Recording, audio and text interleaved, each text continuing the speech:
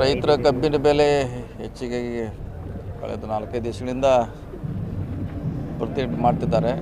ಕಾರ್ಖಾನೆ ಪರವಾಗಿ D C ಅವರಿಗೆ ಹೇಳಿದ್ದೀವಿ, ಹೋಗಿ ಅವ್ರ ಜೊತೆ ಮಾತುಕತೆ ಮಾಡಿ ಮುಗಿಸ್ಲಿಕ್ಕೆ ಪ್ರಯತ್ನ ಮಾಡಿ ಅಂತ ಹೇಳಿದ್ದೀವಿ. ಸೊ ಅವ್ರ ಜೊತೆ ಡಿಸ್ಕಷನ್ ನಡೀತಾ ಇದೆ. ಸೊ ಇನ್ನೂ ಅಂತಿಮ ಆಗಿಲ್ಲ. ಅಂತಿಮ ಆದಮೇಲೆ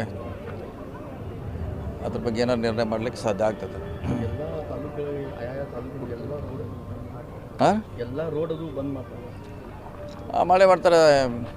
ಅವ್ರಿಗೆ ಜಾಸ್ತಿ ಕಬ್ಬು ಬೆಲೆಗಳ ಸರ್ಕಾರದ ಗಮನ ಸೆಳಲಿಕ್ಕೆ ಅವರ ಇಂದು ಕೂಡ ಮಾಡಿದ್ದಾರೆ, ಇವತ್ತು ಕೂಡ ಮಾಡ್ತಿದ್ದಾರೆ.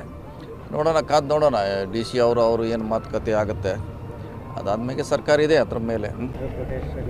ರೈತರ ಕಬ್ಬಿನ ಬೆಲೆ ಹೆಚ್ಚಿಗೆ ಕಳೆದ 4-5 ದಿವಸಗಳಿಂದ ಪ್ರತಿಭಟನೆ ಮಾಡ್ತಿದ್ದಾರೆ. ಕಾರ್ಖಾನೆ ಪರವಾಗಿ ಡಿ ಸಿ ಅವರಿಗೆ ಹೇಳಿದ್ದೀವಿ, ಹೋಗಿ ಅವ್ರ ಜೊತೆ ಮಾತುಕತೆ ಮಾಡಿ ಮುಗಿಸ್ಲಿಕ್ಕೆ ಪ್ರಯತ್ನ ಮಾಡಿ ಅಂತ ಹೇಳಿದ್ದೀವಿ. ಸೊ ಅವ್ರ ಜೊತೆ ಡಿಸ್ಕಷನ್ ನಡೀತಾ ಇದೆ. ಸೊ ಇನ್ನೂ ಅಂತಿಮ ಆಗಿಲ್ಲ. ಅಂತಿಮ ಆದಮೇಲೆ ಅದ್ರ ಬಗ್ಗೆ ಏನಾದ್ರು ನಿರ್ಣಯ ಮಾಡಲಿಕ್ಕೆ ಸಾಧ್ಯ ಆಗ್ತದೆ. ಎಲ್ಲ ರೋಡದು ಬಂದ್ ಮಾಡ್ತಾರೆ, ಮಳೆ ಮಾಡ್ತಾರೆ. ಅವ್ರಿಗೆ ಜಾಸ್ತಿ ಕಬ್ಬು ಬೆಲೆಗಳ ಸರ್ಕಾರದ ಗಮನ ಸೆಳಲಿಕ್ಕೆ ಅವರ ಇಂದು ಕೂಡ ಮಾಡಿದ್ದಾರೆ, ಇವತ್ತು ಕೂಡ ಮಾಡ್ತಿದ್ದಾರೆ. ನೋಡೋಣ, ಕಾದು ನೋಡೋಣ ಡಿ ಸಿ ಅವರು ಏನು ಮಾತುಕತೆ ಆಗುತ್ತೆ. ಅದಾದಮೇಲೆ ಸರ್ಕಾರ ಇದೆ ಅದ್ರ ಮೇಲೆ.